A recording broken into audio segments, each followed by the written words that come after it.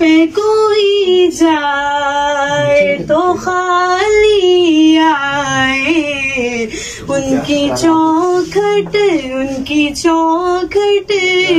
पे कोई जाए तो खाली आए, कोई मंसूर कोई बन के गजाली आए, उनके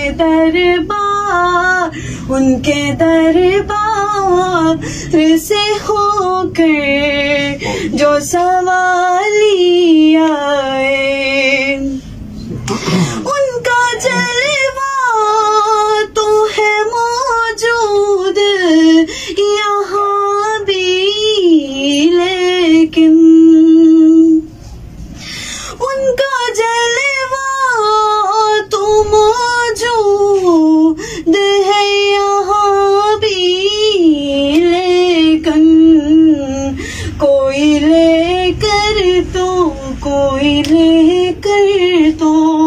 नजर देखने वाली आए, कोई लेकर तो नजर देखने वाली आए, कोई मंसूर कोई बन के गजाली आए, उनके दरबार से होकर जो सवाली आए।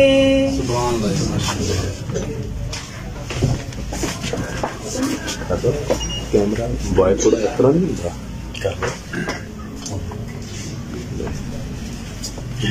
सुभान अल्लाह, जज़ाकल्लाह। बहुत ही खूबसूरत आवाज में हम दो सना पेश कर रही थी डॉक्टर राफिया साहबा।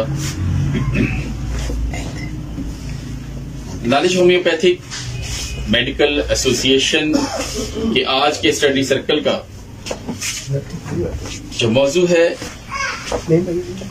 वो यकीनन जिस तरह से आजकल हमने बहुत ज्यादा अपनी लाइफ में जंक फूड्स को बहुत ऐड कर लिया है और हर एक शख्स जो है वो यकीनन बाजारी खाने और इनकी तरफ चला गया है, तो इनसे इनके बहुत ज्यादा साइड इफेक्ट्स हैं। और आजकल जो कॉमनली बहुत सारी चीजें देखने में आ रही हैं वो हर चौथा पांचवा बंदा जो है हाइपरटेंशन का पेशेंट है, और उसकी बहुत बड़ी जो वजह है वो यकीनन कोलेस्ट्रॉल की ज्यादती, और इसी से ही आगे मजीद जो अमराज हैं वो फिर दिल की तरफ, जिगर की तरफ और अमराज मैदा की तरफ चलती हैं। यकीनन जो आज का हमारा मौजू है गाल स्टोन के हवाले से आज हमारा इंशाल्लाह लेक्चर होगा। आजकल बहुत ही ज्यादा कॉमनली बहुत ज्यादा पेशेंट्स हमें इस चीज के नजर आ रहे हैं, तो हमने ये सोचा कि इस बारे में हम अपने सीनियर से होम्योपैथिक की मदद लेते हैं कि होम्योपैथिक इस सिलसिले में हमारी क्या मदद करती है और हमें कितनी आसानियां, और ये चूंकि एलोपैथिक में ऐसा मर्ज है जिसका इलाज नहीं है, जिसका इलाज सिर्फ और सिर्फ सर्जरी है, लेकिन ये खासा होम्योपैथी को हासिल है कि अल्हम्दुलिल्लाह होम्योपैथी में बहुत से ऐसे पेशेंट ठीक हुए जो गाल स्टोन के पेशेंट थे।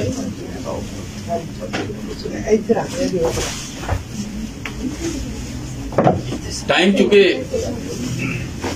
मैं नहीं चाहता कि ज्यादा वेस्ट हो, तो हम सबसे पहले जो चूंकि गाल स्टोन जो है वो यकीनन हमारी गाल ब्लैडर का ही एक्चुअल प्रॉब्लम है, तो इसको समझने के लिए सबसे पहले जो उसका स्ट्रक्चर, उसका फंक्शन, उसकी फिजियोलॉजी, थोड़ा सा हम इस पे रोशनी डालेंगे। तो आज हमारे साथ मौजूद हैं, सबसे पहले मैं दावा दूंगा हमारी प्यारी बेटी डॉक्टर अली शहबाज साहब की बेटी, इन्होंने अभी अभी होम्योपैथी में एडमिशन लिया है, तो माशाल्लाह बहुत अच्छा एक इनका वर्क चल रहा है और बहुत ज्यादा मेहनत कर रही हैं। तो मैं दावत दूंगा बेटे आप आए और गॉल ब्लैडर के रेफरेंस से उसकी फिजियोलॉजी हमें बताएं कि कैसे वो वर्क करती है और क्या उसके जो है वो डिस्चार्जेस हैं और क्या उसके फंक्शन हैं, क्या डिसफंक्शन है। तो आए बेटे।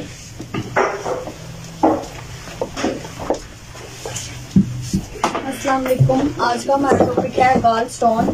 तो सबसे पहले गॉल स्टोन की लोकेशन देख लेते हैं। गॉल स्टोन हमारे पास गॉल ब्लैडर में मौजूद होता है और गॉल ब्लैडर हमारे पास एब्डोमिनल कैविटी के अपर पोर्शन और लिवर से बिलो मौजूद होता है। इसका काम, सबसे पहले इसके काम को देख लेते हैं। इसका काम यह है कि लिवर से एक सेक्रीशन बाइल जूस निकलता है जिसको ये स्टोर करता है। बाइल जूस हमारे पास कुछ बेसिक चीजों से बनता है मिलकर, जिसमें bile salts, bile pigments, cholesterol और लेसिथिन और म्यूसिन वगैरह मौजूद होती हैं। इसमें सबसे अब इसकी सिम्टम्स क्या हैं, इसकी कॉजेज क्या हैं, उसको देख लेते हैं। सबसे पहले इसकी कॉजेज ये हैं कि अगर हम इम्प्रॉपर डाइट यूज कर रहे हैं जिसमें बहुत ज्यादा फैट्स हैं या फिर बाहर के बहुत ज्यादा खाने खा रहे हैं जिसकी वजह से बाइल साल्ट्स की कमी हो जाती है। और बाइल साल्ट्स का हमारे पास एक डिटर्जेंट के तौर पर एक्ट करता है और ये जो है ना कोलेस्ट्रॉल और म्यूसिन को जमने से रोकता है। लेकिन जब इसकी मिकदार कम हो जाती है तो ये जमना शुरू हो जाता है। उसके बाद क्रिस्टल फॉर्मेशन होने लग जाती है कोलेस्ट्रॉल की और म्यूसिन की। जब ये क्रिस्टल फॉर्मेशन होना शुरू हो जाती है तो इसके साथ कैल्शियम आयंस और जो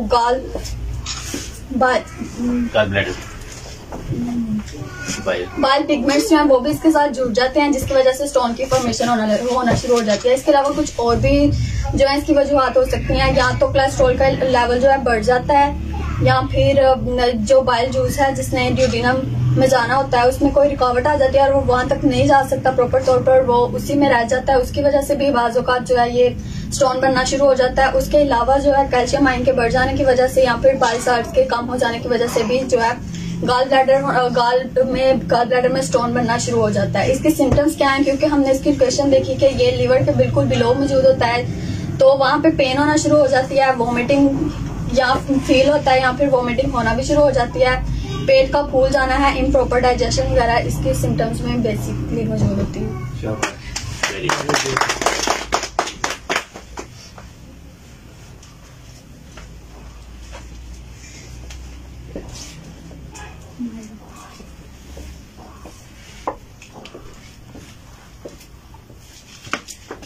बहुत शुक्रिया बेटे डॉक्टर अली शहबाज साहब की साहबजादी मायरा बेटी आज हमें गॉल ब्लैडर की फिजियोलॉजी बता रही थी और यकीनन चूंकि अभी फर्स्ट ईयर है और इसके बावजूद अब माशाल्लाह जो जैसे जैसे आगे जनरेशन चल रही है और जैसे ये इसके लेवल को अपग्रेड किया है तो यकीनन जो है वो पैथी भी अपग्रेड होगी इंशाल्लाह।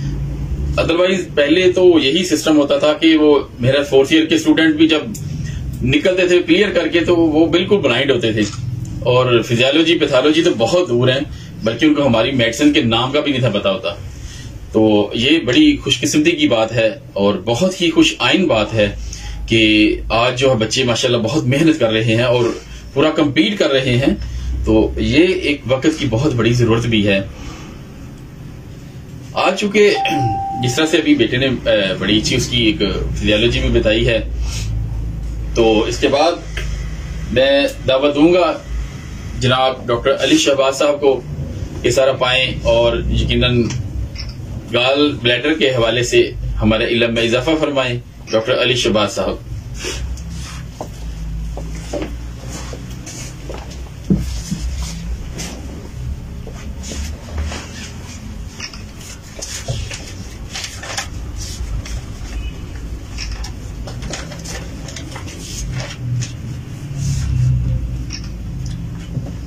अस्सलाम वालेकुम दोस्तों,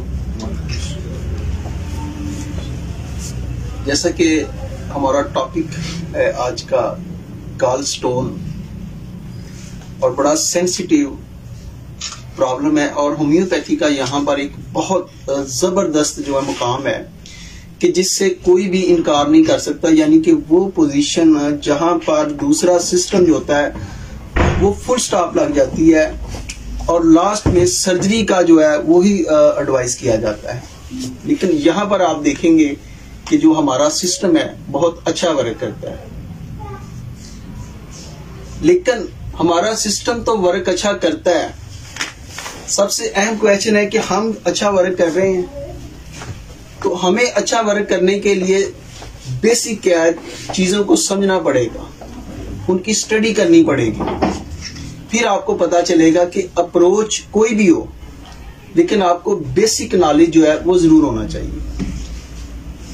जैसा कि आपने अभी मायरा बेटी ने बताया है, इसकी लोकेशन के मतलब बताया है, और इसकी जो मेन प्रॉब्लम आ रहा है, यानी कि हमारा जो लीवर है ये इस जूस को प्रोड्यूस कर रहा है, बाइल्स को प्रोड्यूस कर रहा है। लीवर चीज को टिप्स और ट्रिक्स के तौर पर लेना है, ये सारे असल में सीक्रेट हैं, और जो हमारे मटीरियल मेडिका के अंदर मौजूद है, सिर्फ और सिर्फ उनको समझने की जरूरत है। मिसाल के तौर पर आप देखें, सिंथेसिस रिपर्टरी को ले लें।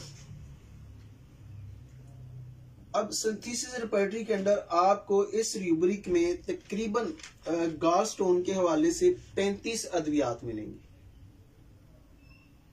जिनमें से बेलाडोना है, कैलकेरिया कार्ब है, बर्बेरिस है, कैलकेरिया फ्लोर है, कार्डोस मैरिन्स है, चैलोडीनियम है, कैमोमिला है, चुनेंथिस है, डायस्कोरिया है, लेक्सिस है, नेट्रम सल्फ है, और भी बेशुमार अद्वियात हैं। 35 अद्वियात हैं। और अगर इसी चैप्टर में से आप जनाब अब्डोमिन पेन, लिवर कॉलिक, यानी कि गॉल स्टोन की वजह से जो कॉलिक उठ रहा है, उसकी मेडिसिन लें, तो वहां पर आपको 52 मेडिसिन मिलेंगी। अब 52 मेडिसिन को याद रखना ये कोई आसान काम नहीं है। तो सबसे सिंपल वे कौन सा है कि हम चीजों को किस तरीके से ज़हन नशीन कर सकते हैं। फिर बात आएगी कि हम किस सिस्टम को अप्लाई करते हैं तो हमें रिजल्ट मिलता है, उस पर भी आज बात होगी। अब देखें, इन मेडिसिन में से हम ऐसा करते हैं कि हमें सबसे पहले उस प्रॉब्लम का पता होना चाहिए कि इस प्रॉब्लम में असल में क्या चीजें जो हैं ये पैथोलॉजिकल इन्वॉल्व हैं। अब आपने देखा कि स्टोन्स फॉर्मेशन क्यों हो रही है, जब बाइल साल्ट की कमी हो रही है, तब आपका कोलेस्ट्रॉल और लेसिथिन जो है वो जम रहे हैं। लेसिथिन जो है ये फिजियोलॉजिकली इसका अपोनेंट है, इसके अपोजिट है कोलेस्ट्रॉल के। अब जब हमारे जिस्म के अंदर आप फैट्स वाली चीजें ज्यादा लेंगे, तो जब वो फैट्स डाइजेस्ट नहीं होगी या किसी भी गम वाली कंडीशन होगी, हमारी बॉडी के लिए ट्रेमे वाली कंडीशन होगी, फियर वाली कंडीशन होगी, या कुछ बीमारियों वाली कंडीशन होगी, तो उससे क्या होगा कि लीवर अपनी जो परफॉर्मेंस है वो ठीक तरीके से सर अंजाम नहीं देगा। जब लीवर की परफॉर्मेंस ठीक नहीं होगी तो उससे जो चीज बनी है उसकी कंपोजिशन भी ठीक नहीं होगी, और नतीजतन क्या होगा कि ये जो अब सफरे का आपको पता चल गया कि ये बुनियादी रोल है, ये हमारे डाइजेस्टिव सिस्टम के लिए बहुत ही जरूरी है। लेकिन जब ये स्टोन इसकी फॉर्मेशन हो जाएगी, इसके अंदर रुकावट हो जाएगी, तो वहां पर इन्फ्लेमेशन पैदा होगी, और जब इन्फ्लेमेशन पैदा होती है तो फिर जाहिर बात है पेन भी होती है, इन्फेक्शन भी हो सकती है, उसके साथ लिवर भी मुतासर होगा, अब्डोमेन के अंदर भी आपको पेट महसूस होगा।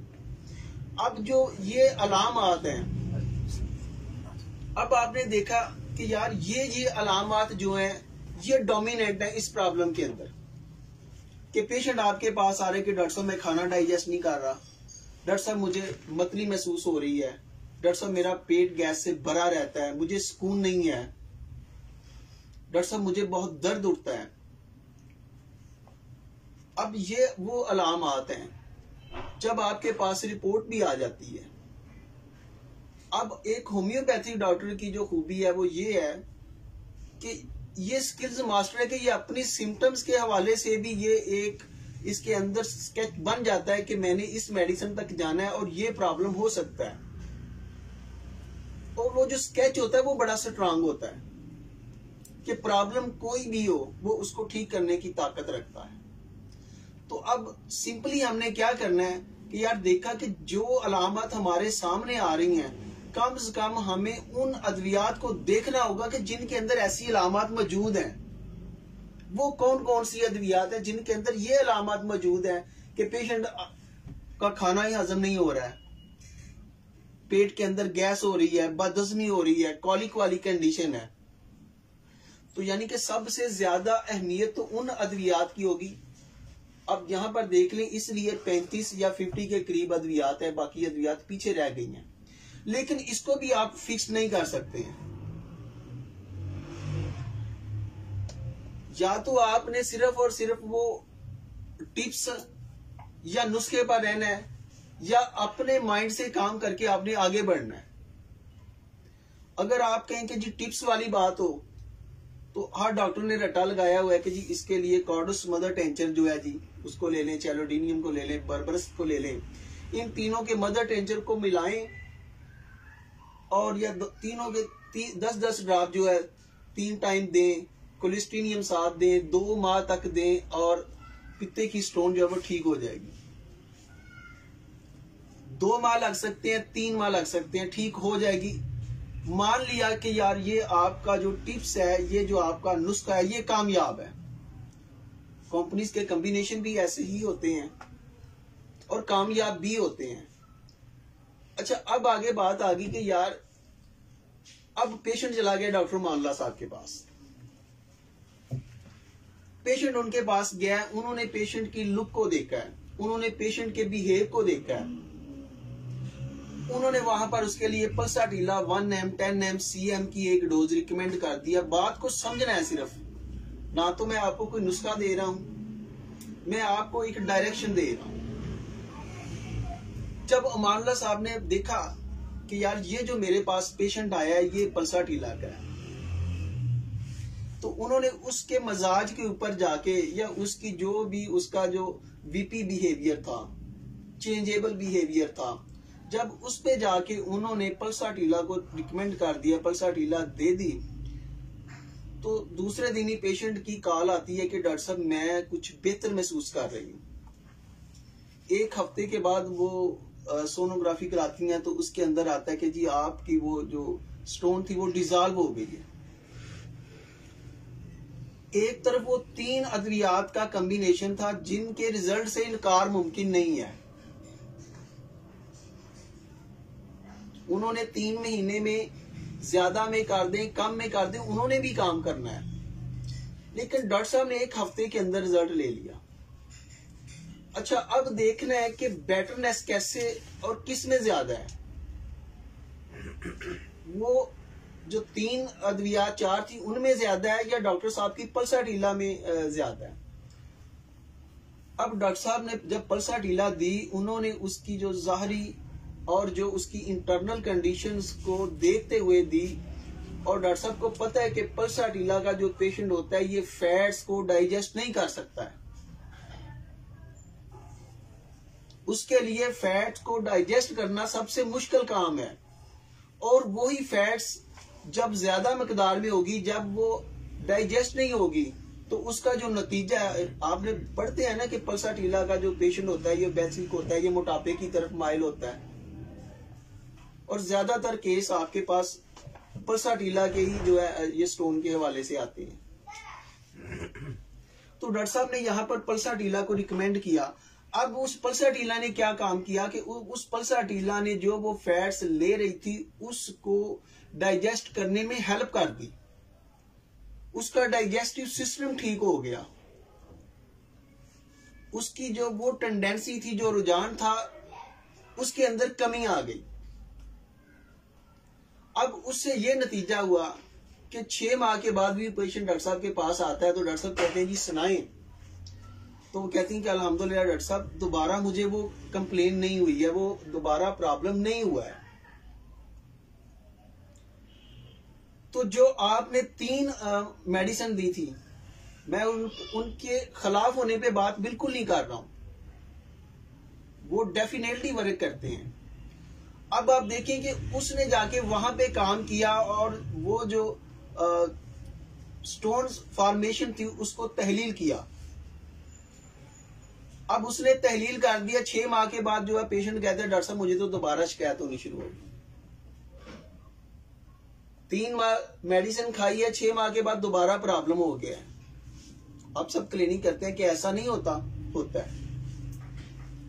डॉक्टर साहब से पूछ लें, वो कहेंगे जी बहुत कम होता है जिनको मैं मेडिसिन देता हूं। क्यों डॉक्टर साहब, ऐसा ही है ना? क्यों कि वो था, वो रूल्स के मुताबिक, प्रिंसिपल्स के मुताबिक, वो था डायनामिक फॉर्म के अंदर, उसको बॉडी की रिक्वायरमेंट थी।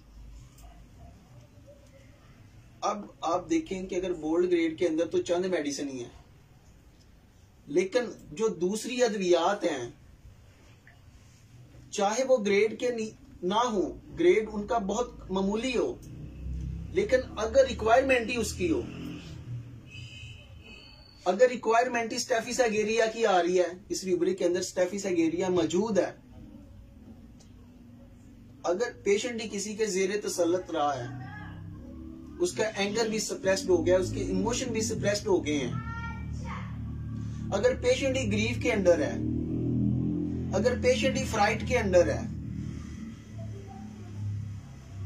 तो अब देखें कि आपको ये सोचना पड़ेगा कि यार एक बंदे को फीवर होता है, ज्यादा दिन फीवर रहता है उसको टाइफाइड फीवर होता है, या वो कुछ एलोपैथिक मेडिसिन बहुत ज्यादा इस्तेमाल करवाता है डॉक्टर साहब उनके लिए, लेकिन वो ठीक नहीं हो रहा, आगे चल के उनका जो स्प्लेन है वो इनलार्ज हो जाता है, उनका लीवर मुतासर होता है, उनके अंदर जॉन्डिस वाली कंडीशन आ जाती है। और अक्सर आपने देखा होगा कि ऐसे पेशेंट जो हमें एंटेरिक फीवर के, जॉन्डिस के अंदर बिगड़े हुए मलेरिया के मिलते हैं, और वहां पर भी जब लीवर डिस्टर्ब होगा तो स्टोन फॉर्मेशन जो है ये गॉल ब्लैडर के अंदर आएगी। अब डॉक्टर साहब के पास पेशेंट आया, डॉक्टर साहब ने हिस्ट्री ली, इस बार डॉक्टर साहब ने चाइना रिकमेंड कर दी।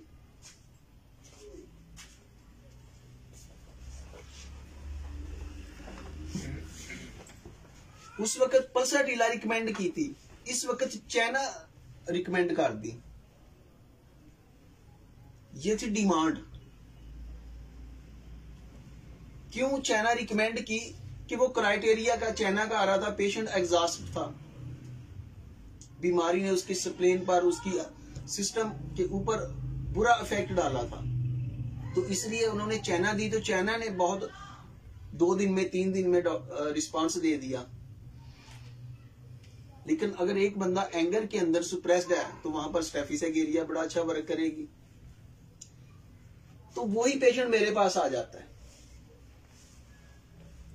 अब पेशेंट आके मुझे कह रहे हैं कि जनाब डॉक्टर साहब मैं इस प्रॉब्लम में हूं, आपकी मेहरबानी है, मुझे कोई तेज मेडिसिन नहीं देनी डॉक्टर साहब पहले मैं थकी हुई हूं, तो डॉक्टर साहब मुझे कोई ऐसी मेडिसिन दें जिससे मैं ठीक हो जाऊं। टाइम की कोई बात नहीं है, टाइम जितना मर्जी लग जाए। अब उसने मेरे सामने इस अपने इमोशंस का इजहार किया। अब ये जो इमोशंस हैं, ये जो सिम्टम्स हैं, ये हर पेशेंट आपको नहीं दे रहा। क्या हर दे रहा है? हर कह रहे हैं कि डॉक्टर साहब मुझे दवा स्लो दें। उन्होंने तो जैसे हमारी हुकूमत ने जनाब वो पहले शऊर दिया था तो डंडा छपा लिया था, अब जब वो आगे हैं तो डंडा आगे कर दिया, शऊर को पीछे कर दिया। अब हम जो है हमारा बुरा हाल है। तो जब मेरे पास ये फीलिंग लेके पेशेंट आता है तो मैं उसके लिए रूब्रिक जो है सिलेक्ट करता हूं, carry desire carried slowly, carry desire to slowly. इसका मतलब ये है कि पेशेंट कहता है कि मुझे इस कंडीशन से आपने बड़े आराम से निकालना है, और रिपर्टरी के अंदर इसकी सिंगल मेडिसिन पल्साटीला है। तो मैंने इस रूब्रिक पे पल्साटीला को सिलेक्ट कर लिया। अगर यही पेशेंट आमर मुजम्मल साहब के पास चला जाता है तो वो रिपोर्ट्स लेके जाता है। अब आमर मुजम्मल साहब के पास वो रिपोर्ट लेके गया है, डॉक्टर साहब रिपोर्ट्स देखते हैं, कहते हैं कि यार आपका कुछ भी प्रॉब्लम है। आपका तो लिवर फंक्शन डिस्टर्ब है, आपका SGPT बढ़ा हुआ है, गॉल स्टोन फॉर्मेशन है, तो वो बंदा डॉक्टर साहब से कहता हो डॉक्टर साहब छड्डो ਇਹ ਚੀਜ਼ਾਂ ਚੱਲਦੀਆਂ ਰਹਿੰਦੀਆਂ, ਤੁਸੀਂ ਇੰਜ ਕਰੋ ਜਿਹੜੀ ਥੋੜੀ ਜਿਹੀ ਦਵਾਈ ਦੇਣੀ ਹੈ ਨਾ ਤੁਸੀਂ ਦਵਾਈ ਦਿਓ ਮੈਨੂੰ, कोई गल नहीं ठीक होता रहेगा। यानी कि उस बंदे को इतना प्रॉब्लम है, उस प्रॉब्लम के बावजूद वो उस चीज को हल्का ले रहा है, वो उस चीज को महसूस ही नहीं कर रहा है। जैसे वो कहता है ये उसके, अब ये वो चीजें हैं, ये है वो कैरेक्टरिस्टिक सिम्टम्स जो मेडिसिन के अंदर छुपी होती हैं, जिसे कहते हैं अनकॉमन सिम्टम्स, जो हर दवा में नहीं मिलती, इसलिए अनकॉमन है। अगर फेमिलियर हो तो वो तो सारी दवाओं में मिलती जुलती हो, लेकिन ये है वो अनकॉमन सिम्टम्स जो डॉक्टर साहब के पास आके उस पेशेंट ने जिसका इजहार किया। तो अब ऐसे जो पेशेंट होते हैं एट लास्ट वो सिफिलिस के अंदर जाके गिरते हैं। ये याद रखें कि उनका सिस्टम जो होता है वो बिल्कुल डिस्टर्ब हो जाता है, डिस्ट्रक्टिव लेवल पे चला जाता है। तो उनकी बड़ी मेडिसिन जो है वो मर्क्यूरस है, बेलाडोना है। अब डॉक्टर साहब वहां पे बेलाडोना को रिकमेंड कर देते हैं। उन्होंने इसका रूब्रिक सिलेक्ट किया फ्रीवोलस, और इसके लिए उन्होंने मेडिसिन दी बेलाडोना। 3 दिन के बाद ही वो पेशेंट कॉल करते कि डॉक्टर साहब आई एम वेल, मैं बहुत ठीक हूं। डॉक्टर साहब ने मोडेलिटीज नहीं ली, डॉक्टर साहब ने डायरेक्ट उसके माइंड मेथड पे काम किया, उसके माइंड को पकड़ा है, उससे वो ठीक हो गया। अब वही पेशेंट डॉक्टर रईस साहब के पास चला जाता है। डॉक्टर रईस साहब उसको चेक करते हैं, उसकी रिपोर्ट्स देखते हैं, मामला वही है सेम। तो डॉक्टर साहब पूछते हैं कि भाई आपको तकलीफ कैसे होती है, यार ये दर्द है आपको कैसे हो रही है, कैसे बढ़ रही है, कैसे कम हो रही है, उसकी मोडेलिटीज पे चले जाते हैं। तो वो कहते हैं कि डॉक्टर साहब ये कभी पेन आती है और कभी चली जाती है, sudden comes and sudden gone. तो इसकी स्ट्रॉन्ग मेडिसिन जो है ये बेलाडोना है। तो डॉक्टर रईस साहब ने इस बात पे बेलाडोना को रिकमेंड कर दिया। और अब देख लें कि मेडिसिन तो एक ही है, उस तक पहुंचने के मेथड या टूल्स अलग अलग हैं। अब आपकी परफेक्शन ये है कि अगर आपको पता हो कि जिस सिस्टम पे मैं काम कर रहा हूं उस पे मेरी गिरफ्त जो है वो मजबूत है। अब यही पेशेंट जो है वो चला जाता है जनाब डॉक्टर रशीद साहब के पास। डॉक्टर रशीद साहब आपके पास पेशेंट आ गया, यही सेम इश्यू को लेके, गॉल स्टोन को लेके आ गया। तो पेशेंट कह रहे कि डॉक्टर साहब ये मैंने रिपोर्ट करवाई है, डॉक्टर साहब गॉल स्टोन आ गया है, हाय डॉक्टर साहब मेरा हम की बनेगा। ਮੈਨੂੰ ਬਾਜੀ ਜ਼ਬੈਦਾ ਦੱਸਦੇ ਸੀ ਉਹ ਫਲਾਣੇ ਮਹੱਲੇ ਬੀਬੀ ਰਹਿੰਦੀ ਹੈ ਤੇ ਉਹਦੇ ਹੋਇਆ ਸੀ ਤੇ ਬੜੀ ਜਲਦੀ ਉਹਨੂੰ ਕੈਂਸਰ ਹੋ ਗਿਆ ਸੀ ਤੇ ਉਹ ਗੁਜ਼ਰ ਗਈ ਸੀ। ਡਾਕਟਰ ਸਾਹਿਬ ਮੇਰੇ ਤੇ ਛੋਟੇ ਛੋਟੇ ਬੱਚੇ ਨੇ, ਤੁਹਾਡੀ ਮਿਹਰਬਾਨੀ ਮੇਰਾ ਇਲਾਜ ਕਰੋ। ਤੇ ਮੈਂ ਹੁਣੇ ਦੁਨੀਆ ਤੋਂ ਟੁਰ ਗਈ ਤੇ ਮੇਰੇ ਬਾਲਾਂ ਦਾ ਕੀ ਬਣੇਗਾ, ਮੇਰਾ ਕੀ ਬਣੇਗਾ। ਡਾਕਟਰ ਸਾਹਿਬ ਇਹ ਬਿਮਾਰੀ ਦੇ ਨਾਲ ਮੈਨੂੰ ਹੋਰ ਬਿਮਾਰੀ ਵੀ ਤੇ ਨਹੀਂ ਲੱਗ ਜਾਏਗੀ। उसने अपने ऊपर बहुत ज्यादा फियर जो है उनको अपने ऊपर तारी कर लिए। तो डॉक्टर साहब ने उसके सबसे ज्यादा फियर को पिक कर लिया, उन्होंने उसकी एंजाइटी हेल्थ को पिक कर लिया, एंजाइटी चिल्ड्रन को पिक कर लिया, और उन्होंने उसकी दवा निकाल दी कलकेरिया कार पेशेंट को दी, और अल्हम्दुलिल्लाह वो थोड़े दिनों में ठीक हो गया। तो अब आपने देखा कि ना तो डॉक्टर मानला साहब ने गलत काम किया, ना डॉक्टर रईस साहब ने किया, ना डॉक्टर रशीद साहब ने किया। तो इससे क्या नतीजा अखज हुआ, हम यहां पर किस चीज को इंपॉर्टेंस दे रहे हैं? क्या गॉल स्टोन को इंपॉर्टेंस दे रहे हैं? हम यहां पर उसकी कैफियत को।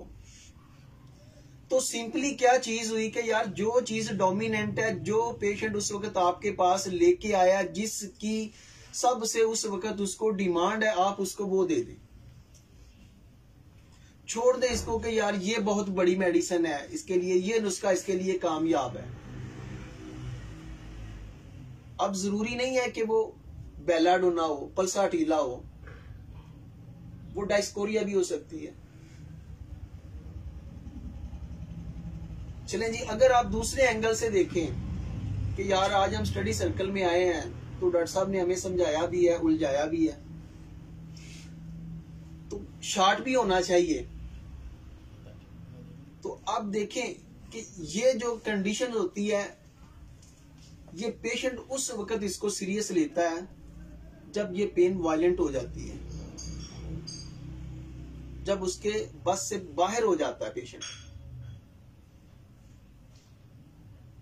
थोड़े दिन की बात है, मुझे साजिद अकरम शेख साहब ने ना कॉल की, तो मैंने कहा कि सर आपने कभी कोई होम्योपैथी के हवाले से कोई ऐसा मैजिक या कोई ऐसी चीज कोई आपसे हुई हो या देखी हो?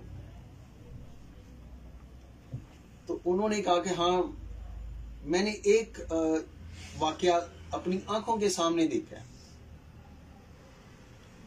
तो उन्होंने माशाल्लाह डॉक्टर मानला साहब के उस्ताद मोहतरम का मेरा, वो भी उन्हीं के शिगिर्द रहे हैं, अंसारी साहब के। तो कहते हैं कि उधर मैंने अपनी आंखों से देखा कि एक पेशेंट आया है, उसको इतनी ज्यादा पेन हो रही है कि वो पेन से वो जमीन पे गिर गया, वो लुढ़क रहा है, बड़ी सीवियर कंडीशन में है। और डॉक्टर साहब पेशेंट चेक कर रहे हैं, बड़े सुकून से पेशेंट चेक कर रहे हैं।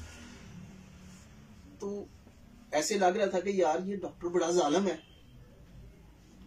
जैसे ही वो पेशेंट उठा है तो डॉक्टर साहब ने, वो यकीन माने, उन्होंने ऐसे गर्दन ऊपर उठा के पेशेंट को देखा है, लड़के को बुलाया है, उन्होंने कहा यार इसको डायस्कोरिया 30 की एक डोज दे दो।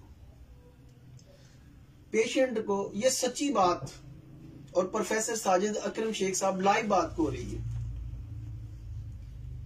तो उन्होंने डायस्कोरिया दी, और जैसे ही वो डॉक्टर साहब कहते हैं कि उसकी जुबान पे डाली, तो जस्ट चंद सेकंड में ही वो पेशेंट उठ के ना जनाब उसने अपने कपड़े झाड़ना शुरू कर दिए। तो डॉक्टर साहब ने पूछा कि यार किसी और डोज की जरूरत है? उसने कहा नहीं डॉक्टर साहब, मैं अब अल्हम्दुलिल्लाह अपने आप को बड़ा फिट महसूस कर रहा हूं।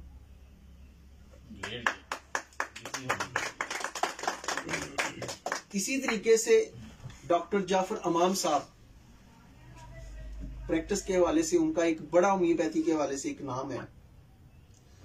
हमारे कामों के आप सब जो यहाँ के रहने वाले हैं, डॉक्टर तसद्दुक हुसैन शाह साहब को जानते हैं। वो होम्योपैथी के यहाँ के बड़े पिलर हैं और बड़े नॉलेज वाले आदमी हैं। उनको अपेंडिक्स का मामला हो गया और वो 10 दिन बंदा तकलीफ में रहा, 10 दिन। तो डॉक्टर मुबशिर साहब कहते कि हम उसका पता लेने के लिए गए कि यार इतने दिन हो गए हैं। तो उसने कहा कि डॉक्टर साहब असल में ना अभी तक मैं अपनी मेडिसिन सिलेक्ट नहीं कर पाया। यानी कि देखिए उसने 10 दिन तकलीफ बर्दाश्त की, लेकिन उसने सेल्फ मेडिकेशन नहीं की, हालांकि वो एक अच्छे डॉक्टर और एक अच्छे डॉक्टर हैं। तो डॉक्टर मुबशिर साहब ने वहां पर उसके लिए जनाब ब्रायोनिया को रिकमेंड किया, 200 को रिकमेंड किया, 1 MB दी, लेकिन पेशेंट को वो रिलीफ ना मिला। तो अब उसके घर वाले भी, जो जाहिर बात है, तो उन्होंने कहा कि यार इसका ऑपरेट करवाएं, किस चक्कर में पड़े हुए हैं। तो डॉक्टर तसद्दुक हुसैन शाह साहब ने कहा कि अगर ऑपरेट करवाऊंगा तो फिर होम्योपैथी को छोड़ दूंगा। तो अब ये सिस्टम चूंकि मैंने छोड़ देना है, तो इसलिए मैंने इसकी इंतहा पे भी जाना है। तो डॉक्टर मुबशिर साहब कहते हैं कि फिर हमने क्या किया कि हम जनाब, मैंने इनको बाइक पे बिठाया तो डॉक्टर जाफर अमाम साहब के पास ले गए।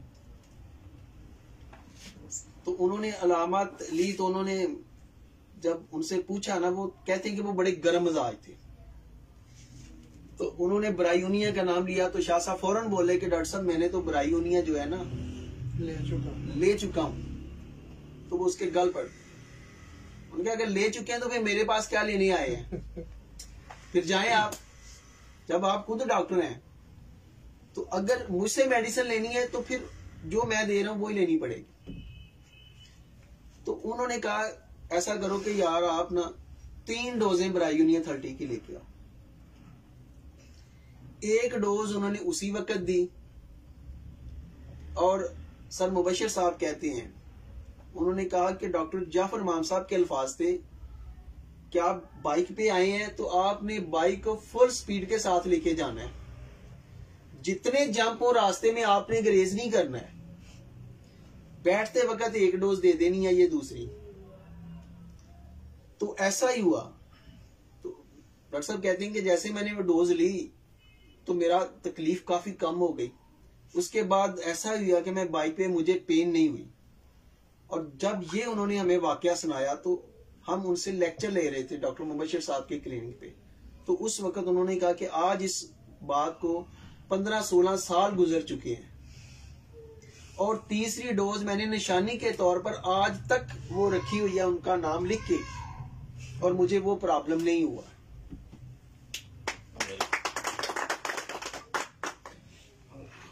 अब पहली ਜਿਹੜੀ 200 ब्रायोनिया ने काम क्यों नहीं किया, 30 किया है सवाल। देखें, बास केसेस के अंदर आप देखते हैं कि डॉक्टर का जो एक्सपीरियंस होता है या जो प्रॉब्लम्स होता है, वहां पर छोटी जो मेडिसिन होती है उसका बड़ा अहम रोल होता है। जहां पर माइंड के हवाले से अलामत पैदा हो रही हो, जहां पर बहुत ज्यादा पैनिक कंडीशन हो रही हो, जहां पर बहुत ज्यादा फियर वाली कंडीशन आ रही हो, यानी कि पेशेंट अपने माइंड के जेरे तसल्लुत चला गया हो, तो वहां पर कोशिश करते हैं कि बड़ी डोज दी जाए। लेकिन जहां पर फिजियोलॉजिकल वाला इशू होता है, वहां पर ज्यादा से ज्यादा कोशिश की जाती है कि छोटी ताकत के अंदर जो मेडिसिन दी। और 30 आपकी नजर में शायद छोटी है, लेकिन डॉक्टर हानिमन और उसके बाद के पैरोकार के लिए ये छोटी नहीं है। और जो अब भी माइंड मेथड पे काम कर रहे हैं वो इसको बड़ी मेडिसिन करार देती है। और इसी तरीके से आपने सलेशिया को, हैपरसेलो को छोटी बड़ी ताकतों में आपने इसके डिफरेंट रिजल्ट्स को भी देखा है। अब इस पे अपने पॉइंट पे बात करूं जी? जी।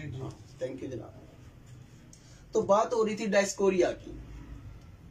अब डायस्कोरिया को आपने कैसे याद करना है? बड़ा सिंपली डायस्कोरिया को आपने ज़हन के अंदर फीड करना है कि डायस्कोरिया जो है ये एंटी कॉलिक मेडिसिन, इसको समझ लें कि ये कॉलिक की बहुत बड़ी मेडिसिन है।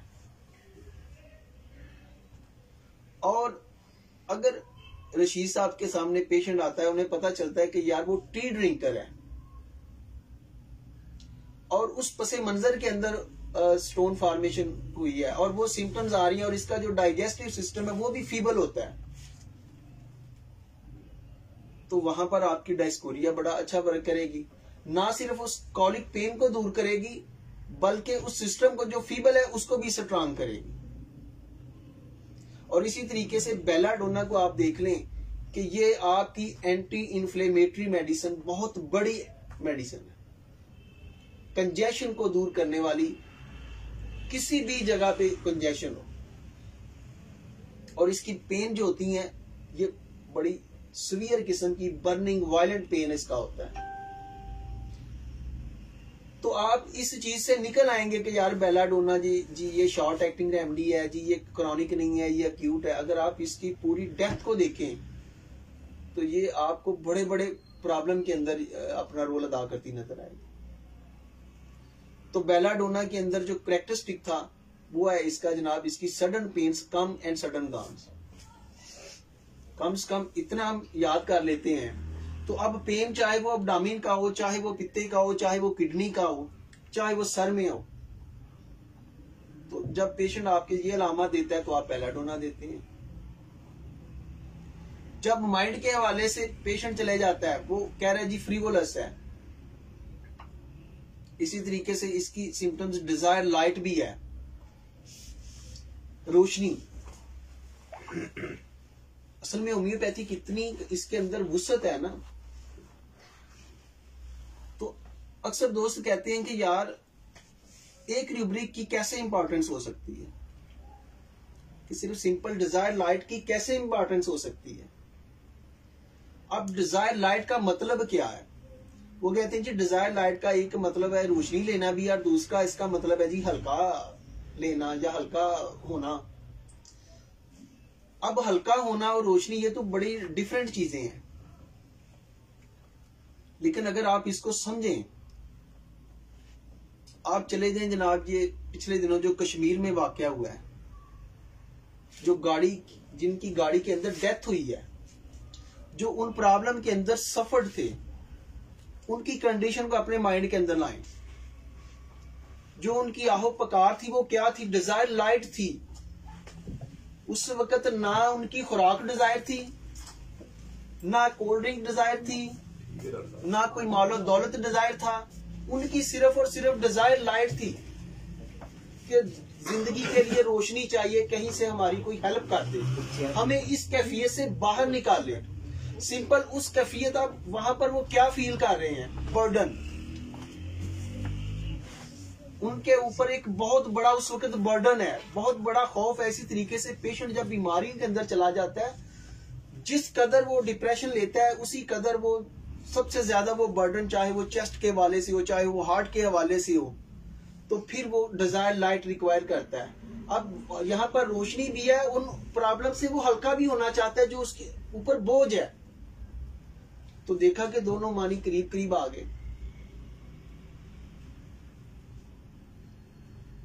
तो जो पेशेंट हमारे पास आके रिपोर्ट्स की रिक्वायरमेंट करता है कि जनाब डॉक्टर साहब इसके लिए आप मेरी रिपोर्ट्स करवाएं, मेडिसिन की बात बाद में करेगा, वो कहेगा कि डॉक्टर साहब पहले आप मेरी रिपोर्ट्स करवाएं, मुझे पता तो चले यार प्रॉब्लम क्या है।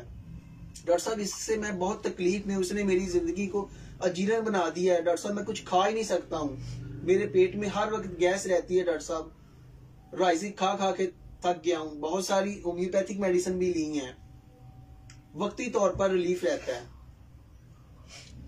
तो इसमें क्या पेशेंट है? वो आपसे डिजायर लाइट रिक्वायर कर रहा है। और अगर यही पेशेंट बाजी ज़ुबैदा के पास चला जाता है तो वो कहता है कि मुझे ऐसी दुआ दें कि मैं अभी ठीक हूं, फौरन ठीक हूं, मैं ये सारी चीजों को बर्दाश्त नहीं कर सकता। तो वहां पर ये रूब्रिक सेलेक्ट कर लेती हैं, carry desire to fast. Arsenic album बहुत बड़ी मेडिसिन है, और आर्सेनिक एल्बम तब होगी जब उसके अंदर बहुत ज्यादा एंग्जाइटी वाली कंडीशन हो जाती है यहाँ पर, तब वो कहता है कि जनाब जल्दी कर दें।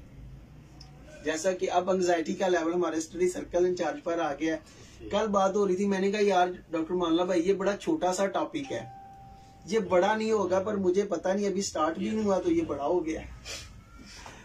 अच्छा, अब आपने देखा कि आपके पास डायस्कोरिया मेडिसिन आ गई। डायस्कोरिया में आपने क्या नोट किया कि डायस्कोरिया का जो पेशेंट होता है, इसके सबसे ज्यादा आपने याद रखना है कि इसकी जो पेन्स होती हैं, अब करेक्टर की भी तो बात कर दो ना, इसकी पेन कैसी होती हैं, तो ये रेडिएट करती हैं पूरे एब्डोमेन में, पूरे जिस्म के नाखून तक जा सकती हैं। तो अगर आपकी पेन रेडिएट कर रही हो, पेशेंट अरेक्ट स्टैंडिंग से आपको सुकून दे रहा हो, तो या पीछे झुकने से सुकून दे रहा हो, तो डायस्कोरिया होगी। और अगर आगे झुकने से हो तो सबसे बड़ी कोलोसंत मेडिसिन है आपकी। इसी तरीके से ब्रायोनिया में भी स्टिचिंग पेन है, वो उस तरफ लेटने से जो है वो सुकून महसूस कर रहे हैं। परब्रस के अंदर भी स्टिचिंग पेन है, लेकिन वो उस तरफ लेटने से जो है वो तकलीफ महसूस कर रहा है। चाइना सेंसिटिव टू टच है, और इसी तरीके से लेक्सिस भी बहुत बड़ी मेडिसिन है।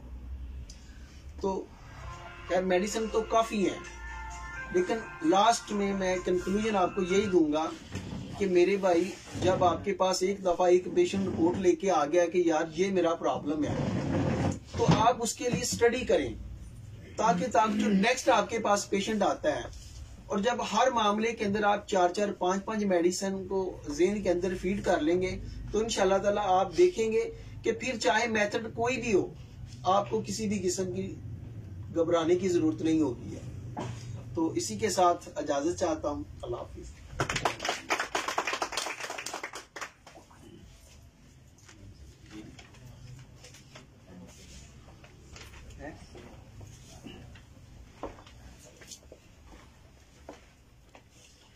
बहुत शुक्रिया डॉक्टर अली शहबाज साहब। मेरा ख्याल है ये सिर्फ जो टॉपिक था, ये सिर्फ इसी टॉपिक पे बात नहीं हुई, बल्कि एक जो बहुत बड़ा मैसेज था वो आज कन्वे हुआ है। अगेन उसको रिपीट किया है, रिवाइज किया है। एक चीज को जो हमने माइंड में रखना है हमेशा, वो यही है, हम क्यों कहते हैं कि हम हर मर्ज का इलाज कर सकते हैं, हर चीज पॉसिबल है इंशाअल्लाह। और वो क्यों है? क्योंकि हम उस पेशेंट की सिम्टम्स को लेके चल रहे हैं, और उस सिम्टम्स के अगेंस्ट जो मेडिसिन आती हैं उसमें डिजीज कोई भी हो, हमने उस डिजीज को माइंड में नहीं बल्कि उस मेडिसिन के सेंस को माइंड में रखेंगे, जब देंगे तो इंशाल्लाह वो हर तरह। अब एक छोटी सी बात मुझसे करने लगा हूं कि मेरा एक दोस्त है, वो कहता है कि यार मुझे तो मैं बड़ा होम्योपैथी से मोहब्बत करता हूं, हालांकि उसका एक भाई कार्डियक स्पेशलिस्ट है और बड़ा अच्छा वो मतलब बना है, लेकिन वो कहता है यार मैं शुरू से ही होम्योपैथी को लाइक करता हूं, मैं एलोपैथिक नहीं मेडिसिन खाता, लेकिन मुझे एक प्रॉब्लम है, मेरे 2-3 प्रॉब्लम है। अब 2-3 प्रॉब्लम, यूरिक एसिड भी ज्यादा है, पित्ते में भी पथरी है, और भी उसने 2-3 चीजें बताई। कॉन्स्टिट्यूशनली वो क्राइटेरिया का आपका पेशेंट, और यकीनी तौर पे क्या उसकी हर चीज के लिए अलग अलग हम मेडिसिन तो नहीं देंगे ना, तो उसके लिए हम जो है वो थोड़ी सी तवज्जो रखें जरा। उसके लिए जो है वो फिर हमने एक ही मेडिसिन देंगे तो इंशाल्लाह उसके सारी जो इलामात हैं, अगर उसकी रेमेडी ठीक सिलेक्ट हुई है तो इंशाल्लाह फिर उसकी सारी प्रॉब्लम को वो सॉल्व करेगी। अच्छा, एक जो छोटी सी चीज जो मैं थोड़ा सा टाइम आज ज्यादा हो गया है चूंकि आज हमारे पास स्पेशल गेस्ट भी मौजूद हैं, एक चीज को थोड़ा सा मैं जरूरी समझ रहा था यहाँ पे इस हवाले से, क्योंकि ये टॉपिक बड़ा सेंसिटिव सा है और इसके पेशेंट भी काफी ज्यादा हैं, और काफी ज्यादा होने के साथ साथ इसको ये भी चीज हासिल है इसमें होम्योपैथी को, चूंकि एलोपैथिक में इसका ट्रीटमेंट नहीं है, वो सर्जरी रिकमेंड हमेशा करते हैं। तो अल्हम्दुलिल्लाह हमारा हर एक होम्योपैथी डॉक्टर, मुझे यकीन है उसने अपनी लाइफ में ऐसे पेशेंट को जरूर ठीक किया होगा, तो ये बहुत बड़ा क्रेडिट जाता है। कुछ चीजें चूंकि सबसे पहले जो पेशेंट हमारे पास मोस्टली आते हैं, तो ये माइंड में रखें कि इसकी मोस्टली जो वो तो यकीनन पेन लेके आते हैं, मेरे मिदे में पेन है, तो बार बार रिपीट हो अगर, तो मैंने ये देखा कि मोस्टली जो पेन पीछे कमर की तरफ महसूस हो तो उसमें बहुत ज्यादा शक इसी चीज पे होता है। और डायग्नोज एंड पे आप हमेशा किस चीज से करेंगे? अल्ट्रासाउंड से। अल्ट्रासाउंड से अब डायग्नोज हो गया कि आपको जो है वो स्टोन है। अब स्टोन उसमें तकरीबन 2 टाइप की, एक तो या तो लिखा होगा कंक्रीटेड है, या उसमें उसका स्टोन का साइज लिखा होगा, ठीक है। अब थोड़ी सी जरा इसकी मैं चाहता हूं कि चूंकि जब वो रिपोर्ट भी अपनी देंगे तो उसमें कुछ चीजें बात क्लैरिफाई हुई होती हैं, और थोड़ी सी उसकी पोजीशन को जरा वाजे कर लें जरा। एक तो ये चीजें थोड़ी सी इसकी ना चाहिए तो था, पिक्चर मैंने वो नहीं मिल सकी जरा। तो ये था कि एक्चुअली देखिए कि लीवर से लेफ्ट राइट दोनों साइडों से एक डक्ट निकलती है, और जो कि आगे आके कॉमन एक पाइप बन जाता है। उसमें क्या निकलता है? दोनों साइड से बाइल आ रही है, और बेसिकली इसमें बिल्कुल यही है जिस तरह से अभी सारी बात हुई कि लिवर का जो काम है, फंक्शन है, वो बाइल को प्रोड्यूस करना है। और एक्चुअली गॉल ब्लैडर जो है उसका काम क्या है कि उसकी स्टोरेज करना और बवक्ते जरूरत बॉडी को फ्राहम करना। और बॉडी मीन के ये हमारे ड्यूडल में जाके ओपन होती है इसकी डक्ट जो है। अब फ्रेम ये है कि वहां से जब 2 डक्ट्स निकलती हैं, उनको लेफ्ट आप हेपाटिक डक्ट भी कह देंगे और एक तरफ से राइट हेपाटिक डक्ट, दोनों आगे आके उनको हम क्या कहेंगे? कॉमन डक्ट, एक डक्ट बन जाएगी। और वो डक्ट सीधी चल रही है, और इधर से ये जो हमारा गॉल ब्लैडर है, यहां से ये एक पाइप निकलता है जो इसके साथ अटैच है। जितना हिस्सा उसका उस डक्ट से पीछे है उसको सिस्ट कहते हैं, ठीक है। यानी कि आप गॉल ब्लैडर से उस डक्ट तक जितना भी पोर्शन है उसको, मतलब ब्लैडर के बाद वो सारा सिस्ट है। और सिस्ट जो है इसके थ्रू वो फिर जो है स्टोरेज जो है बाइल की, वो उस कॉमन डक्ट में फ्लो करती है। और वहां से फिर आगे आके ये फिर एक इधर से हमारे पेंक्रिया से जो पेंक्रियाटिक जूस है वो भी इसी में आके इसका जंक्शन आगे आके बनता है। तो ये कॉमन डक्ट के अंदर दोनों चीजें आगे गिरती हैं, और वहां से फिर ये ड्यूडिनल में जाके ये ओपन होती है, ड्यूडल में ये सप्लाई करती है। और फंक्शन यही होता है कि इसमें एक सीसी के एक हार्मोन होता है एक्चुअली, जो हमारे गॉल ब्लैडर को मैसेज कन्वे करता है कि जब वक्त जरूरत है तो वो उसको एक्टिवेट करता है, जाके वो सीसी के हार्मोन होता है, और वो उसको जाके एक्टिव करता है। तो वो फिर बाइल जो है हमारा गॉल ब्लैडर वो आगे प्रोड्यूस स्क्रीड कर देता है उतनी जितनी जरूरत है बॉडी को। तकरीबन नियर अबाउट कहते हैं कि 500 to 1000 ml पर डे जो है इसकी सिक्रेशन होती है बाइल की। अब एक्चुअली बाइल जो है वो हमारी करती क्या है? बाइल उसका बड़ा अच्छा, बेटे ने भी बड़ा अच्छा उसके मतलब बता दिया, लेकिन मैं बहुत शॉर्ट सा करके एक चीज है कि सिर्फ ये करती यूं है कि बाइल जो है हमारी इस वो जो फैट्स हैं एक्चुअली उनको डाइजेस्ट करने में हमारी हेल्प करती है, और वो जो फैट्स हैं उनको ये फैटिक एसिड में कन्वर्ट करती है ताकि ये हमारी बॉडी में ज्यादा अच्छे तरीके से एब्जॉर्ब हो सके। तो ये एक छोटा सा जो है इसका था, तो इसको इसलिए समझना बहुत जरूरी था। तो अब उसके बाद जो है लास्ट में मैं रिक्वेस्ट करूंगा, बिल्कुल नईम सरवर साहब तो वैसे कह रहे हैं कि मैंने बिल्कुल जो है वो एक चले, लेकिन मैं फिर भी चाहूंगा चूंकि आप स्पेशल यहाँ पे हमारे पास आए हैं और आप मैक्टम को प्रेजेंट कर रहे हैं, तो यकीनन जो है आप हमेशा से आप हमारे साथ चले हैं, तो यकीनन मैक्टम के हम खुद भी फैन भी हैं, मैक्टम की बहुत सारी प्रोडक्ट्स को यूज भी करते हैं। तो मैं ये चाहूंगा कि ये अच्छा नहीं लगता कि आप बीइंग ए गेस्ट आप हमारे पास आए हैं, तो हम इंशाल्लाह आपको यहाँ पे मौका देंगे, आप हमारे इस पे बात भी करेंगे और इंशाल्लाह अपनी मैक्टम के वाले से बात करेंगे। तो आपकी सबसे पहले मैं बहुत ज्यादा शुक्रिया अदा करूंगा, स्पेशली आपका और मुस्तफा भाई का, आप यहाँ पे आए हमारे प्रोग्राम में शिरकत की, और मैं आपको दावा देता हूँ आप आए और चंद अल्फाज जो हैं वो जरूर बयान करें।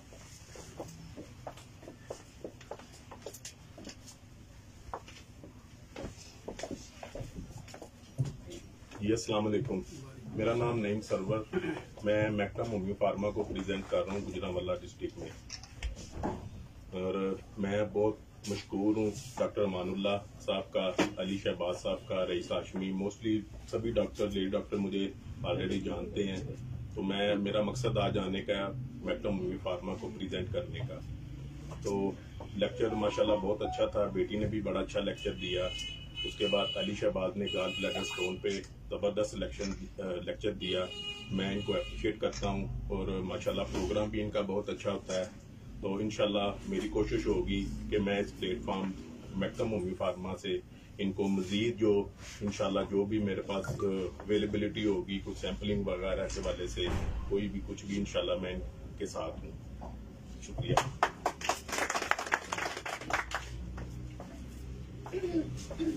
जी नईम सरवर साहब, आपकी तशरीफ आवरी का बहुत शुक्रिया, और आखिर में मैं दावत दूंगा डॉक्टर अब्दुल रशीद साहब को सारा पाएं और दुआएं फैज करें।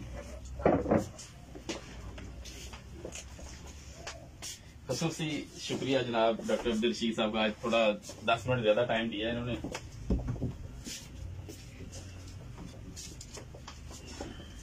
अल्हम्दुलिल्लाह रब्बिल आलमीन अर्रहमानिर रहीम मालिकि यौमिद्दीन व इलाहुकुम इलाहुन वाहिदुन ला इलाहा इल्ला हुवर रहमानुर रहीम अलिफ लाम मीम अल्लाहु ला इलाहा इल्ला हुवल हय्युल क़य्यूम अल्लाहुम्मा सल्लि अला मुहम्मदिन व अला आलि मुहम्मदिन कमा सल्लैता अला इब्राहीम व अला आलि इब्राहीम इन्नका हमीदुम मजीद अल्लाहुम्मा बारिक अला मुहम्मदिन व अला आलि मुहम्मदिन कमा बारकता अला इब्राहीम व अला आलि इब्राहीम इन्नका हमीदुम मजीद रब्बना ज़लमना अनफुसना व इल्लम तगफिर लना व तरहमना लनकूनन्ना मिनल खासिरीन ला इलाहा इल्ला अंता सुब्हानका इन्नी कुन्तु मिनज़ ज़ालिमीन अल्लाहुम्मा अज़हिबिल बास रब्बन नास इश्फ़ी व अंता शाफ़ी ला शिफ़ा इल्ला शिफ़ाउका शिफ़ा अल्लाह युगादिरु सक़मा या रहीम या करीम इश्फ़ मरज़ाना व मरज़ल मुस्लिमीन ला इलाहा इल्लल्लाहुल हलीमुल करीम सुब्हानल्लाहि रब्बिल अर्शिल अज़ीम अल्हम्दुलिल्लाहि रब्बिल आलमीन अस्अलुका मुजीबात रहमतिका व अज़ाइम मग़फ़िरतिका वल गनीमत मिन कुल्लि बिर्रिन